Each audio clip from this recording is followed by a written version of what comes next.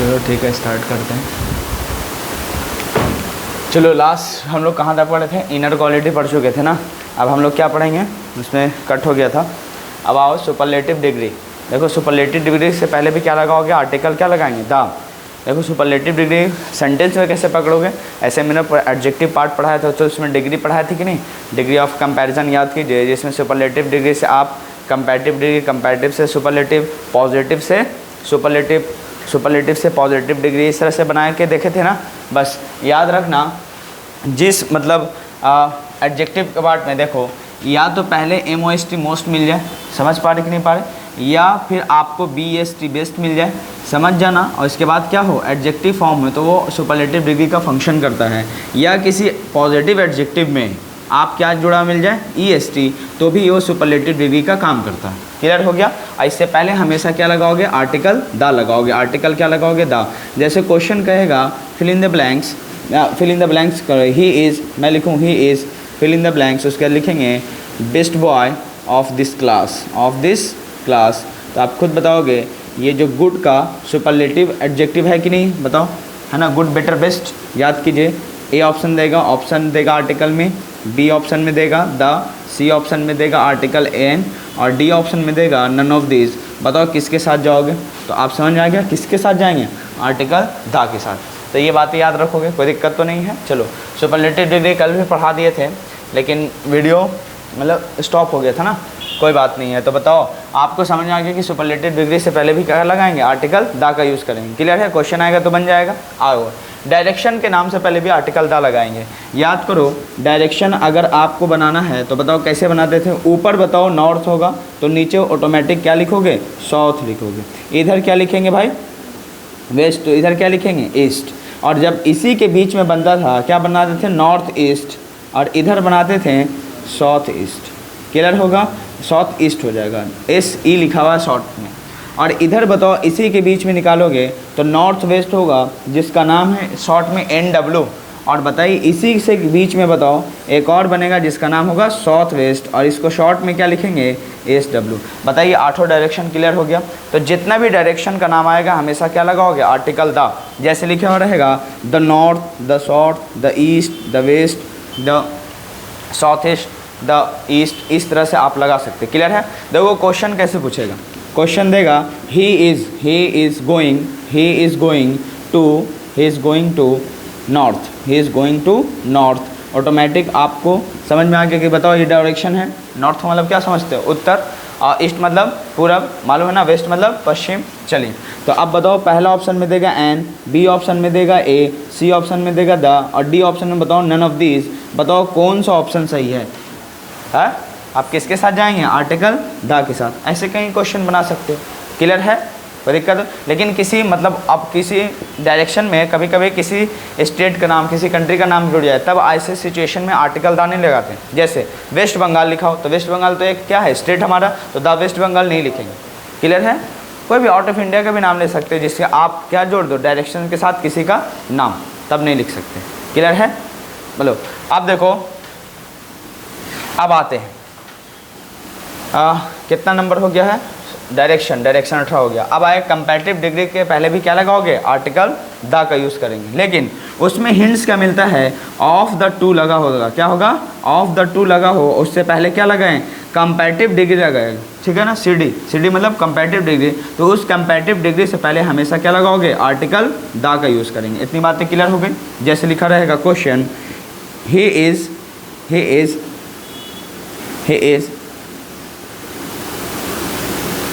more handsome of the two boys, मतलब उन दोनों लड़कों में से वो सबसे ज़्यादा हैंडसम है। समझ रहे? तो ऐसी सिचुएशन बताओ, इनसे आप बताओ कंपैरेटिव मतलब है तो ये कंपैरेटिव डिग्री है ना। देखो मोर जहाँ पे लगा हो या ER का केस हो एडजेक्टिव के एंड में, तो समझ जाना वो किसका फंक्शन करता है? कंपैरेटिव डिग्री का। याद करो। और बताओ डिग्री भी 3 ही तरह के बताए थे, एक होगा पॉजिटिव, दूसरा कंपैरेटिव, और तीसरा क्या समझोगे? सुपरलेटिव बताए थे ना।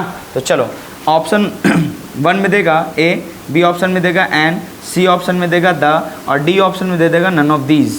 बताओ किसके साथ जाओगे? ऐसा क्वेश्चन आएगा तो किसके साथ? He is the more handsome लिखना पड़ेगा, ठीक है, ऑफ द टू बॉयज़, केवल दो लड़कों में से सबसे मतलब क्या है, हैंडसम। क्लियर हो, कोई दिक्कत तो नहीं है, पक्का। अब बताओ ये भी क्लियर हो गया। अब आते हैं 20 number, union, Republic, United.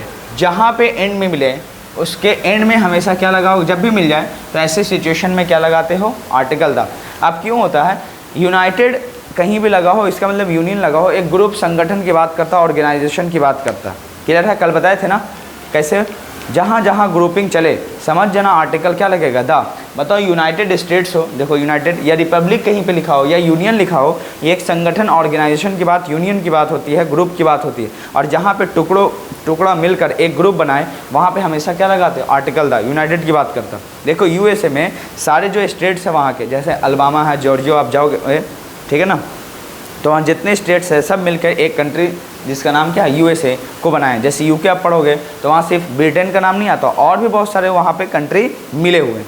Clear है, देखो तो ऐसे सिचुएशन में क्या लगाता है, यूनियन, रिपब्लिक और यूनाइटेड जहाँ पे लगा हो वहाँ पे ऑर्गेनाइजेशन की बात होती है, इसीलिए आर्टिकल क्या लगाते हो, द। जैसे लिखा रहेगा एग्जाम्पल में, जैसे यूएसए लिखा हो, यूएसए, यूएई, या फिर लिखा है यूके, या लिखा रहेगा यूएसएसआर, ये सब क्या है, यूनाइटेड की बात करते हैं या फिर किसके, ऑर्गेनाइजेशन की बात करते हैं। जैसे क्वेश्चन देगा आपको, USA is the most powerful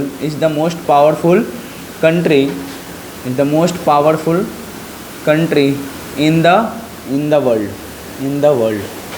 world. तो बताइए, ऑप्शन में आपको देगा, पहला ऑप्शन में एन, बी ऑप्शन में देगा ए, सी ऑप्शन में देगा द, और डी ऑप्शन में दे देगा नन ऑफ दीज। तो बताओ किसके साथ आप जाएंगे। ऐसे मैंने कल पढ़ा ही दिया था, याद कीजिए, एक चार्ट बनवा दिया था, लेकिन वीडियो पॉज हो गया था जिसकी वजह से पता नहीं चला। तो अब बताओ ऑप्शन किसके साथ जाओगे, सी के साथ। और उसको मैंने एलिब्रेट किया था, बताया भी था क्यों हुआ।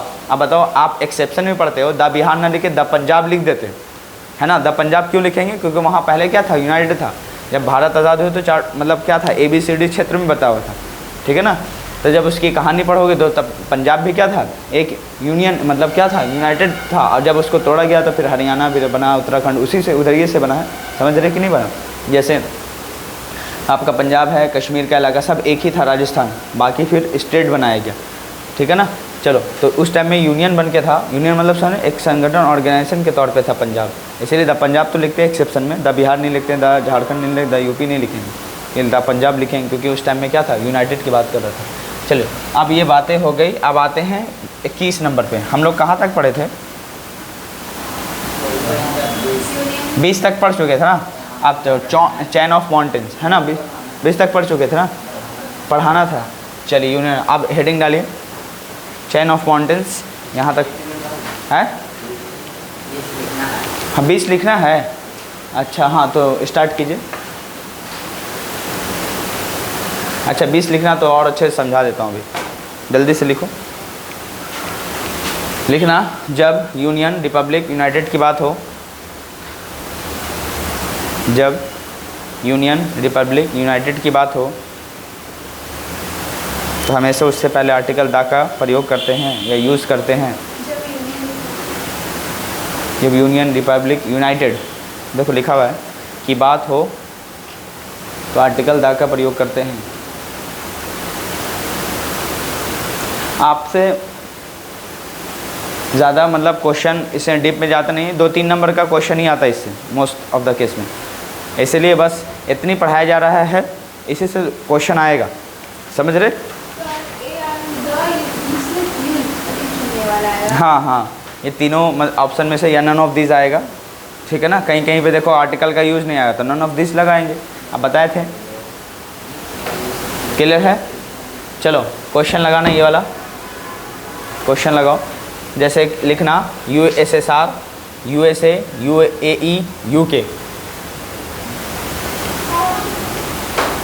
ठीक है। बाकी आपका जब रेगुलर क्लास होता ना तो और मतलब गहराई से चलता कि क्यों हुआ, कैसे हुआ, क्या सब में लगाना है, आप लगा लीजिए, ऐसे लिख लीजिए, दा प्लस ख़त्म। क्लियर हुआ।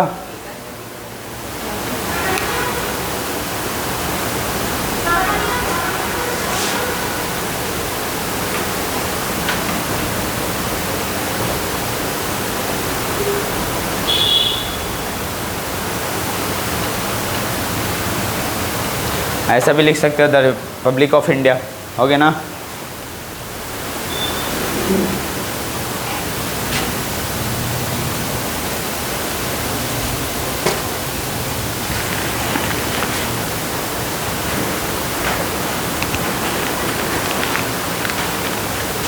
चलिए ये सब पढ़ चुके थे, सिर्फ वो वाला आज से स्टार्ट होता ना, ये सब आप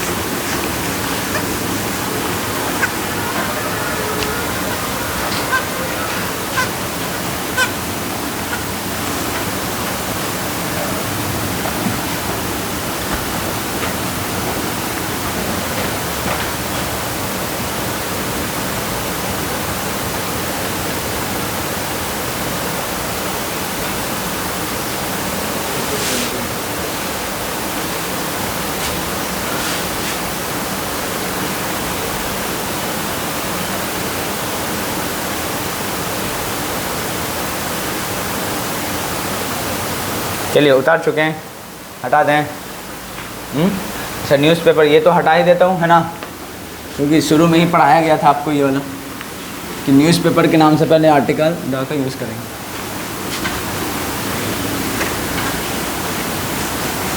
चलिए हो गया, अब इसको भी हटा दें। चलिए अब हेडिंग डालिए chain of mountains.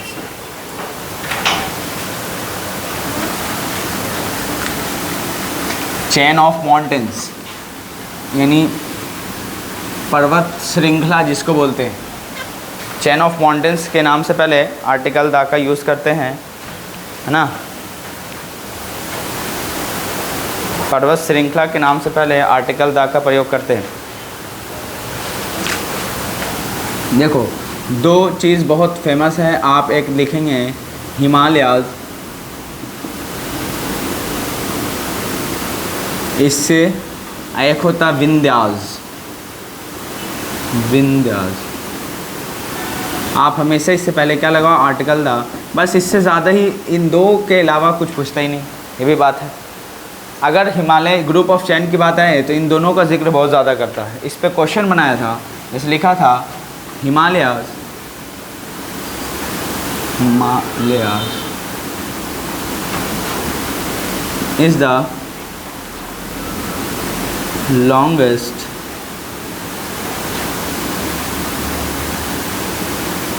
Mountain. Option में दिया था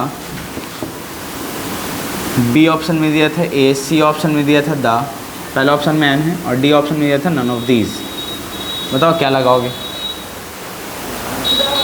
लगाओगे ना, कोई दिक्कत तो नहीं होगा। चलिए क्वेश्चन कर लेना स्टार लगा के, बस ये दोनों से बहुत इंपॉर्टेंट क्वेश्चन पूछता है। देखो एग्ज़ाम में क्या आने वाला ये इंपॉर्टेंट होता है, क्योंकि उससे क्वेश्चन बनेगा। अब बिल्कुल ऐसे ही क्वेश्चन बनता है, इसको कॉपी कर लीजिएगा। ऐसे लिखने के लिए तो बहुत सारा लिख सकते हो, कोई फ़ायदा नहीं।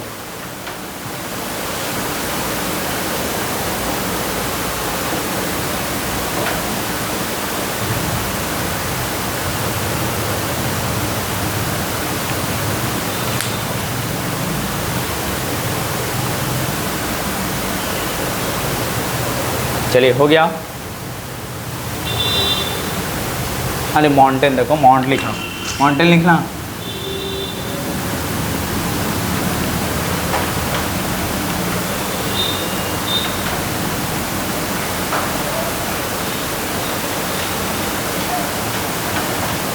अब आते हैं इसके नंबर 22 नंबर के ऊपर। रिलेटिव प्रोनाउन अगर आता है कभी भी सेंटेंस में, तो जिस नॉन को वो रेफ़र करेगा उस नॉन से पहले आप आर्टिकल द लगाएंगे, ठीक है ना। देखो देगा, जैसे मैं लिखूँ आई मेट, जैसे मैं लिखूँ I met fill in the blanks boy who stole your bag. Who stole your bag मतलब क्या होगा? जिसने तुम्हारी बैग को चुराया था। इतनी बातें क्लियर हुआ। अब बताओ ये लड़के के बारे में ये रेफर कर रहा कि नहीं कर रहा? मैं आई मेट बॉय, कौन सा बॉय भाई? जो आपका क्या चुराया था, कलम। तो बताइए ये स्पेसिफिक होगा कि नहीं होगा, स्पेसिफिक समझ रहे हो ना, है ना, डेफिनेट होगा कि नहीं। उस लड़की की बात कर रहे हो जिसने आपकी क्या चुराया है भाई, बैग को चुराया है। तो बताओ इस बॉय से पहले आप आर्टिकल दा लगाओगे, क्यों लगाओगे, समझ में आया, क्योंकि ये डेफिनेट होगा। तो डेफिनेट जब भी किसी नॉन को कर लोगे तो उस नॉन से पहले आप क्या लगाओगे, आर्टिकल दा। और इसी को कहते हैं रिलेटिव प्रोनाउन। रिलेटिव प्रोनाउन किसको कहोगे, जो मतलब नॉन के बदले यूज़ होता है उसको प्रोनाउन कहते हैं। बेसिक पार्ट्स ऑफ स्पीच पढ़े थे, समझ पड़े। और बताओ इसको ये रिलेट कर रहा है कि नहीं कर रहा है, ये बॉय को ही रेफरेंस दे रहा है ना, कौन है भाई, तो उस लड़के के बारे में बात करो जिसने आपका क्या चुराया था। समझ में आ रहा है कि नहीं आ रहा, कोई दिक्कत नहीं। तो इस मतलब नॉन से पहले आप हमेशा क्या लगाओगे, आर्टिकल दा। तो रिलेटिव प्रोनाउन देखो कैसे होता है। अब देखो क्वेश्चन करेगा आपसे, ये तो हो गया आपका एक एग्जाम्पल। क्वेश्चन देगा, मैं लिखूँ I bought fill in the blanks pen which you bought yesterday। अब बताइए जैसा ये क्या लिखा, विच यू बॉट yesterday, जो आपने कलम खरीदा है वही कलम मैंने खरीदा। समझ में आया कि नहीं। तो आप बताओ ऑप्शन में देगा, तो बताओ ये पेन बताओ डेफिनेट है कि नहीं, वैसे ही पेन जैसा आपने खरीदा वैसे ही मैंने भी खरीदा। क्लियर हुआ। तो बताओ पेन में कोई डिफरेंस है, नहीं है ना। और ये डिफरेंट बना रहा है कि जैसा आपने खरीदा वैसे ही मैंने खरीदा है। तो बताओ जब नीट होगा तो इस डेफिनेट नॉन से पहले बताओ डेफिनेट क्या लगाओगे, आर्टिकल लगाओगे। ए लगा सकते हैं यहाँ पे, नहीं आ सकता, क्यों, आपने डिफाइन कर दिया आगे चल के कि विच यू बॉट yesterday, जो आपने खरीदा ना वैसे ही पेन मैंने खरीदा है। तो ऑप्शन में देगा एन, बी ऑप्शन में देगा द, सी ऑप्शन में देगा अ, और डी ऑप्शन में दे देगा नन ऑफ दीज या ऑल ऑफ दीज। बताओ किन से ऑप्शन के साथ जाओगे, तो आप क्या आएगा, ऑप्शन बी सही है। क्लियर है। तो ऐसे सिचुएशन में जहाँ पे आपको रिलेटिव प्रोनाउन मिले, हु मिले, विच मिले, दैट मिले, हुम मिले, तो उससे पहले अगर नॉन का जिक्र हो तो उस नॉन से पहले आप क्या लगाओगे, आर्टिकल द का यूज़ करेंगे। इतनी बातें क्लियर है। इन दोनों को जल्दी से क्या करोगे, कॉपी फट से। एकदम इसी पैटर्न से अगर क्वेश्चन पूछता रिलेटिव प्रोनाउन पे तो बिल्कुल ऐसे ही पूछेगा, एक एग्जाम्पल एक क्वेश्चन करो। क्लियर है, लिख लेना, यहाँ पे ज़रूर लिखना, क्या लिखना, रिलेटिव प्रोनाउन से पहले आर्टिकल, रिलेटिव प्रोनाउन से पहले अगर कोई नॉन आए तो उस नॉन से पहले क्या लगाओगे, आर्टिकल दा का यूज़ करेंगे। ऐसा लिख लेना, लिखना रिलेटिव प्रोनाउन से पहले अगर कोई क्या है, नॉन आए तो उस नॉन से पहले क्या लगाओगे, आर्टिकल दा। देखो ये रिलेटिव प्रोनाउन है तो नॉन का नहीं जिक्र करेगा, डायरेक्ट पहले प्रोनाउन उतर सकता है कि पहले नॉन लाओगे तब ना नॉन के बदले प्रोनाउन का यूज़ करेंगे। समझ आया। अगर यहाँ पे दा बॉय हो ही नहीं तो आप समझ ही नहीं पाओगे हुआ क्या, समझ रहे। अगर यहाँ से दा बॉय हटा दो देखो सेंटेंस ही नहीं बनेगा, इसीलिए। चलिए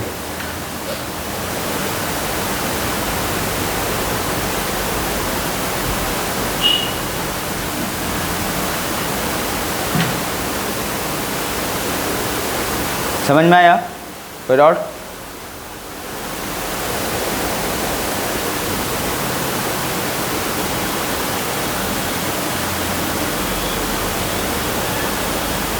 चलिए थोड़ा फास्ट।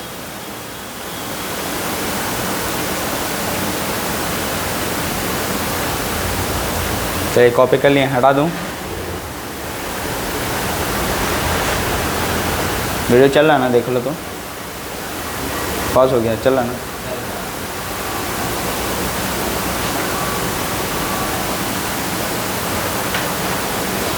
आगे बताऊँ हैं। अब लिखिए पार्ट ऑफ बॉडी, बॉडी मतलब शरीर के अंग जिसको बोलते हैं, बिफोर पार्ट ऑफ बॉडी है ना, आर्टिकल दा इज़ यूज्ड।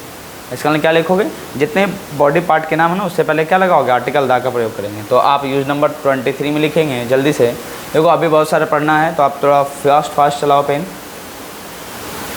वरना आज भी इसको कंप्लीट नहीं कर पाएंगे अगर ऐसे स्लो चलोगे तो, ठीक है ना। आप क्या लिखेंगे, पार्ट ऑफ द बॉडी, इसका क्या लिखोगे, शरीर के अंग से पहले आर्टिकल दा का प्रयोग करते हैं। क्लियर हुआ, कोई दिक्कत है। चलो शरीर के अंग से पहले क्या लगाओ, आर्टिकल दा। अब क्यों, शरीर के अंग में बताओ सब चीज़ यूनिक है अपने आप में, डिफिनिट है कि नहीं। कोई भी कहेगा हैंड तो बता दोगे किधर हैंड है, समझ बताओ, एक मतलब डिफिनिट स्ट्रक्चर है ना। और जब भी कोई भी स्पीकर लिसनर जब दोनों आपस में मतलब बोलते या सुनते हैं, अगर पहली बार में ही कोई चीज़ बात हो और दोनों मतलब समझ जाए तो उससे पहले आर्टिकल दा लगाते हैं। क्लियर है कि नहीं है। देखो अब आगे चल के क्या पढ़ते हैं, इसको हटा दूँ क्या, रब करूँ, मिटा देता हूँ, चलो इस हटा देता हूँ।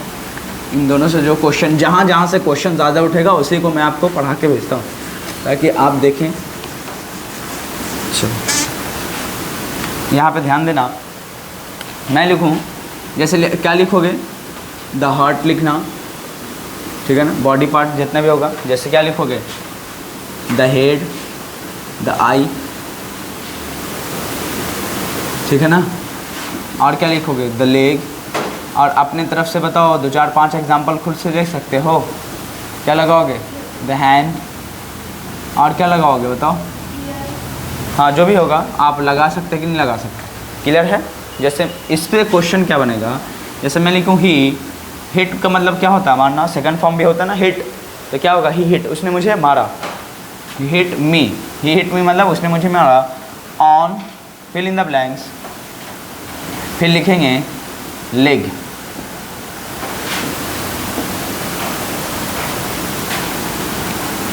ऑप्शन देगा एन, बी ऑप्शन देगा, सी ऑप्शन में देगा द, डी ऑप्शन में देगा नन ऑफ दीज। ये पहला क्वेश्चन बना। दूसरा क्वेश्चन आपसे बनाएगा, ही hit me on, fill in the blanks, head, head का मतलब समझ रहे ना, इसको सर बोलते हैं ना। ऑप्शन नंबर 1 में देगा, पहली ऑप्शन में देगा द, बी ऑप्शन में देगा सी ऑप्शन में देगा, चलो एन बी ऑप्शन में लगा दिया है, और सी ऑप्शन में ए लगा दिया, डी ऑप्शन में ऑल ऑफ दिस या नॉन ऑफ दिस, जो भी लगाना है लगा लीजिए। बताइए कौन सा ऑप्शन दोनों में सही है। आप क्या लगाओगे, ही hit me on the head, hit me on the leg, दोनों ऑप्शन में क्या लगाओगे, द। क्लियर है, कोई दिक्कत तो नहीं। लेकिन यहाँ समझने की बात रुको, जैसे अगर काउंटेबल नॉन की तरह अगर इन पार्ट ऑफ बॉडी का यूज़ किया जाएगा, किसके तरह, काउंटेबल नॉन की तरह, तब इनसे पहले इंडेफिनिट आर्टिकल का प्रयोग करोगे। जैसे आप क्या बोलोगे, आई हैव 2 आइज़ कहोगे ना, आई हैव अ हार्ट कहोगे ना, तो मतलब मेरे पास एक दिल है, आई हैव द हार्ट कह सकते हैं, नहीं कह सकते। अगर काउंटेबल नॉन की तरह यूज़ होने लगे, किसकी तरह, काउंटिंग करने लगो, तब ऐसी सिचुएशन में इंडेफिनिट आर्टिकल साउंड के अकॉर्डिंग ए या एन लगाएंगे। जैसे इससे क्वेश्चन पूछा था, बच्चे रट के चलेंगे, अच्छा पार्ट ऑफ क्या है बॉडी, तो तुरंत क्या लगाओगे, द। तो लेकिन क्वेश्चन पूछ दिया था आई हैव, उसके बाद क्या लिखोगे, I have, fill in the blank किया था, उसके बाद लिख दिया था हार्ट, और ऑप्शन में दिया था बी ऑप्शन में दिया था एन, और सी ऑप्शन में दिया था द, और डी ऑप्शन में दिया था नन ऑफ दीज। अब जो बच्चे रेडे थे तुरंत सी लगाएं, और जैसे ही सी लगाएं गलत हो गया। इसका मतलब कि आई हैव द हार्ट का मतलब होगा मेरे पास वो दिल है, तो कौन सा दिल है, काउंटिंग में ना आ रहा है, आई हैव कितना, तो कहोगे आ हार्ट ना कहोगे, मेरे पास एक दिल है। तो ऐसी सिचुएशन में क्या होगा, आर्टिकल एक सही होगा। समझ में आया क्या। अगर डेफिनेट की बात हो, क्लियर है, ही हिट मी ऑन, तो बताओ उसने मुझे मारा, तो लेग पे मारा, बात सच पा रहे, पैर पे मारा, सर पे मारा, एक डिफाइन क्या होगा, जगह होगा। क्लियर हुआ, कोई दिक्कत तो नहीं।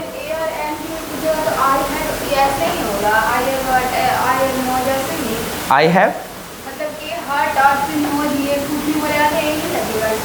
हाँ, अगर काउंटेबल नॉन की तरफ होगा तब, जैसे मानने की बात हो तो कोई डिफरेंट जगह होगा, बॉडी का पार्ट तो अलग जगह पे नाक नहीं है, नाक तो स्पेसिफिक जगह पे है, लेकिन काउंट आया कि कितने नोज़ हैं, तो आई हैव 1 नोज़, नोज़ लिखेंगे कि द नोज़ लिखेंगे, आई हैव अ नोज़ लिखेंगे, आई हैव 2 आइज़ लिखेंगे, आई हैव अ हेड लिखेंगे, आई हैव द हेड लिख देंगे, नहीं ना। क्लियर हुआ। तो द हेड का मतलब क्या चाहूँगा, वो सर, तो कौन सा सर भाई, समझ पा रहे कि नहीं। तो काउंटेबल नॉन की तरह यूज़ होगा, तो क्या लगाओगे, आर्टिकल ए या एन। जैसे आई हैव 2 ईयर्स कहोगे ना, कोई दिक्कत तो नहीं है, बताओ पक्का ना। चलो इन बातों को उतार लेना, कहीं काम देगा।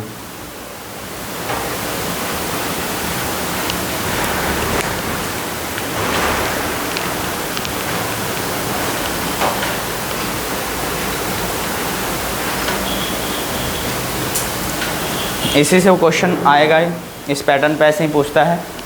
जल्दी से कॉपी कीजिए।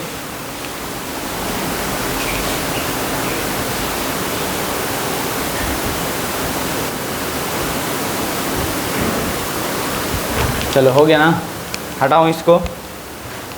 अब हेडिंग डालना, क्या लिखोगे आप, पार्ट ऑफ गवर्नमेंट। देखो लिखा हुआ ना, पार्ट ऑफ गवर्नमेंट मतलब क्या हो, सरकार के जितने अंग हैं, है ना।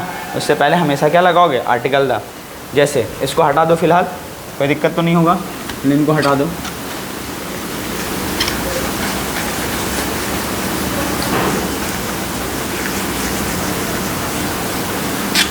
चलिए अब देखो वापस आओ।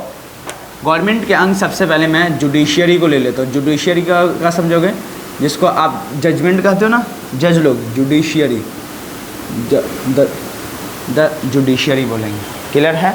अब बताओ, अंग जो होते हैं पार्ट ऑफ गवर्नमेंट के, कई पोस्ट भी उसके अंदर होते हैं। बताओ, जैसे क्या लिखोगे, द आर्मी भी कह सकते हो, है ना, कोई दिक्कत तो नहीं है। तो आप उनके अंग में से भी ये एक पार्ट लिख सकते हो जिसको क्या कहोगे, द आर्मी, है ना। और बताओ, सरकार के अंगों में से जैसे जो कानून विधायक कहलाते हैं उसको क्या कहते हैं, लेजिस्लेचर कहते कि नहीं कहते, लेजिस्लेचर। अरे जैसे एमएलए बनते हो ना, मेंबर ऑफ लेजिस्लेटिव असेंबली, है ना, विधायक जी कहलाते हैं ना एमएलए, उसको क्या कहो, इसको लेजिस्लेचर। तो क्या लगाओगे, द, जैसे आप क्या कहोगे, the member of parliament, MP कहते हो ना, मेंबर ऑफ पार्लियामेंट कहोगे कि नहीं कहोगे, तो क्या कहोगे, द एमपी, द एमएलए, ऐसा होता है ना। ये सब किसके अंग हैं, पार्ट ऑफ किसके होंगे, गवर्नमेंट, उसी के ना अंग है। अब आपसे पूछेगा fill in the blanks, judiciary is an important thing in democracy। बताओ, ऑप्शन में देगा, ऑप्शन में एन देगा, बी में देगा आ, सी ऑप्शन में देगा द, और डी ऑप्शन में देगा नन ऑफ दीज। आप कौन से ऑप्शन के साथ जाओगे? समझ में आया? कोई दिक्कत नहीं तो कॉपी कर लेना बस, ठीक है ना। The member of parliament, MP जिसको आप, द एमएलए लिख लेना, द एमएलए, द एमपी,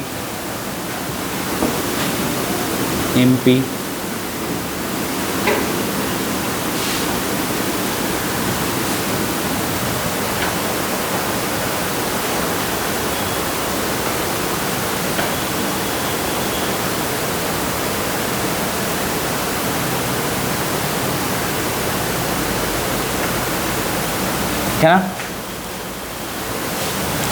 इसी से रिलेटेड बात मैंने एक बार और लिखा है जिसका नाम है बिफोर एनी पोस्ट और पोजीशन।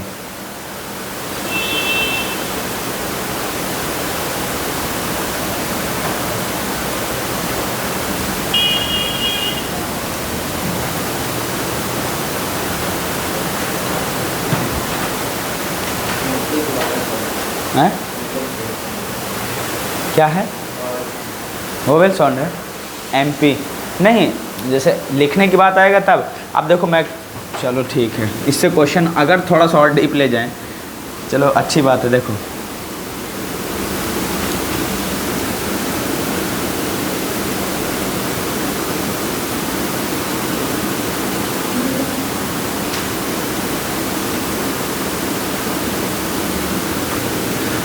चलो यहाँ पे केस सीखो, थोड़ा सा और डीप ले जाते हैं आपको कि सर एन एम पी लिखना सही होगा, द एम पी क्यों लिख दिए, होगा कि नहीं होगा। चलो ठीक है, सिखाता हूँ, यहाँ पे थोड़ा टाइम लगेगा। देखो आपको बताया जाता है कि अगर दो नॉन हो और वो नॉन ऑफ से जुड़ा हो तो पहले नॉन के अकॉर्डिंग आप दा लगाओगे, क्योंकि नाइन का नॉन क्या होता है, डेफिनेट होता है। ऐसा पढ़ाया गया था, याद कीजिए, है ना, पढ़ाया गया था ना, कि छाप ही रहे अभी तक। ये 2-3 सेंटेंस छापने में कितना टाइम लगता है जी, छाप लिया।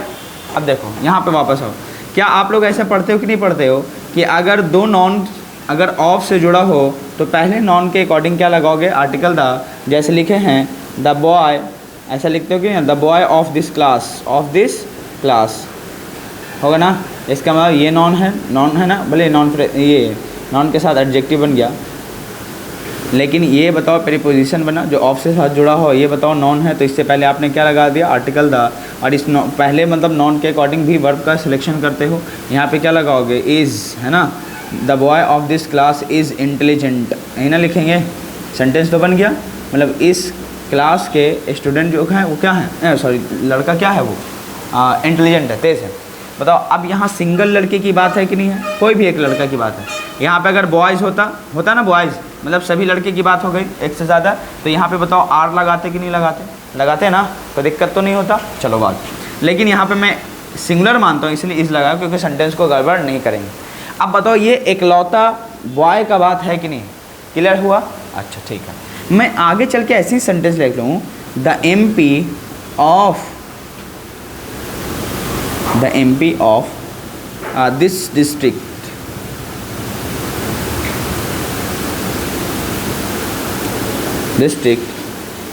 इज़ इनोसेंट, ठीक है, इज़ इनोसेंट, क्लियर है।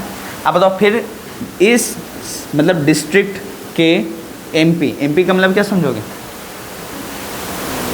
Member of parliament. बताओ एकलौता एमपी की बात है, मतलब एक ही एमपी है ना यहाँ पे, क्लियर है। लेकिन आप सोचोगे सर यहाँ पे एन एमपी क्यों नहीं लिखा आपने, जबकि आप बताए थे कि वोवेल साउंड आएगा, सिंगुलर आएगा तो एन लगाते हैं, है ना, ऐसा भी तो लिख सकते थे। और उसके बाद लिखते ऑफ दिस डिस्ट्रिक्ट, है ना, डिस्ट्रिक्ट, उसके बाद इनोसेंट लिखते। लेकिन यहाँ पे जैसे आप एन लगाते, यहाँ पे गड़बड़ होता, ऊपर वाला ही सही है। क्यों, जहाँ पे सिंगल की बात हो, सिलेक्शन करने के बाद सिंगल की बात हो, तो वहाँ पे क्या लगाओगे, ए द लगाएंगे, स्पेसिफिक होगा तब। बताओ डिस्ट्रिक्ट में एक एमपी है, एक ही ना होंगे, दो चार तो हो नहीं सकते। अब ऐसी सिचुएशन बताओ, द एमपी लगाना पड़ेगा, क्लियर हुआ, कोई दिक्कत तो नहीं है। लेकिन एन एमपी लगाओगे, इसका मतलब इस डिस्ट्रिक्ट से बहुत सारे एमपी हैं, उसमें से एक की बात कर रहे हो। याद करो मैंने आपको सेंटेंस में बताया था, जैसे मैं लिखूं one of my friends, one of my friends, इसका मतलब इसमें से आप सेलेक्ट कर रहे थे, माई फ्रेंड्स में से एक को सिलेक्ट कर रहे थे, लिखते थे ना, लिखते थे कि नहीं लिखते थे। जैसे मैं बोलूँ अ फ्रेंड ऑफ, है ना, अ फ्रेंड ऑफ ऐसे लिखोगे, अ फ्रेंड ऑफ माइन, मतलब मेरा क्या होगा, मेरे दोस्तों में से एक दोस्त की बात कर रहे कि नहीं कर रहे, है ना। और उसके बाद क्या लगाएंगे, इज़ कमिंग हेयर, या जो भी लिखना आगे लिख लोगे। क्या यहाँ द फ्रेंड ऑफ माइन लिख सकते हैं, बोलो, द फ्रेंड ऑफ माइन लिखेंगे, नहीं लिख सकते, क्योंकि आप जब सेलेक्ट कर रहे हो तो इसका मतलब आपके पास दोस्त बहुत सारा है, उसमें से एक की बात कर रहे थे। आप फ्रेंड ऑफ माइन तो लिख सकते हैं, द फ्रेंड ऑफ माइन नहीं लिखोगे। द फ्रेंड ऑफ माइन कब लिखते हैं, जब स्पेसिफिक होगा, इकलौता होगा तब ना। यहाँ तो इकलौता है नहीं, आपके पास तो कई दोस्त है, उसमें से सिलेक्ट करके एक फ्रेंड की बात किए, क्या कि नहीं। अगर इकलौता होता तो सीधा ये कह देते कि माई फ्रेंड इज़ कमिंग, सीधे सीधे यही कह देते, और तो कोई चांस नहीं था। लेकिन बताओ यहाँ से सिलेक्ट करके आपने एक बताया, यहाँ पे ट्रू फ्रेंड्स भी लिख सकते थे, ट्रू फ्रेंड्स ऑफ माइन, मतलब मेरे दोस्तों में से एक दोस्त की बात करोगे। यहाँ पे द फ्रेंड ऑफ माइन लिखेंगे तो गड़बड़, इसका मतलब इकलौता है। तो जब इकलौता है तो आप सीधा सीधा ये कह दो कि माई फ्रेंड इज़ कमिंग, ताकि सब समझे कि तुम्हारा दोस्त आ रहा है।